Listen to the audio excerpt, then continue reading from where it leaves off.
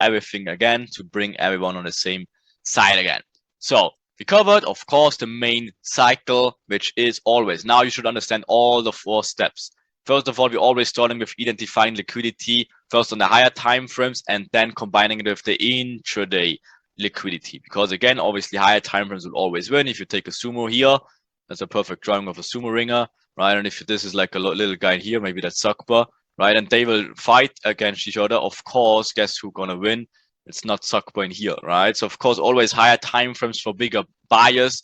And then later on, and then of course later on, you identify it on the intraday play and then see how on a bigger picture it will line out. Okay, so then you identify beyond the cycle. Of course, like what is the cycle? Build up, inducement, mitigation. That doesn't matter if you're on the 4 hour or on the 1 minute. It's always the same exact cycle. You're always waiting for some sort of build up. Then of course some false reaction and inducement into that. Maybe this inducement already is a mitigation to the left. If not, you wait ideal scenario, break of structure here and mitigation here. Now you already know that this also can be a perfect LIT, perfect, and then you're trading after here an EDM maybe, and that's your third and final entry. And that's always the same approaches in here. Extreme entry, mitigation of the inducement, which perfectly being a LIT sometimes, and then the last entry being an EDM in that order. Okay. And of course, we look for inducements, as we know already, as we saw in Asia, for example. If this is Asia range, right, and we never induce to the upside, what you can do, you identify the liquidity here, maybe Asia midline, perfect. You never induced Asia high. What can happen? Induced low, Asia midline, perfect. You're waiting for a reaction here, 1 minute. You're trading now into the inducement, the buy trade. Of course, now you're looking for the same stuff all over again. Liquidity traps in here, smart money trap maybe, proper mitigation or inducement in here. And then, of course, you're closing your buys in here and looking for break of structures and then for the sell in here. Okay. That's the direct order, trading into the inducement or trading away from the daily cycle. That's always your same approaches, but of course, look for the inducement, right?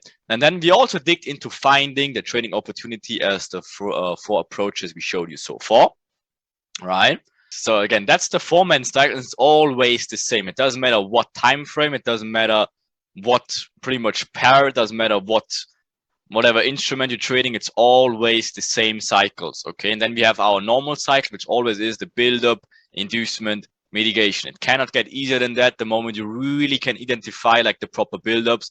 I think it was Christian, which I love the way that he marked up like the build-ups. When you have like a buy channel in here, he always said like whatever, we go down, right? Yeah, it was me. Awesome. Yeah, I love it actually. It's such a good thing. And then of course you expect inducement high and then you go down. So the moment you really dig into this concept, it doesn't matter. You can trade the seconds charts, the 1 hour chart. It's always the same. It's just the way you know how to approach it.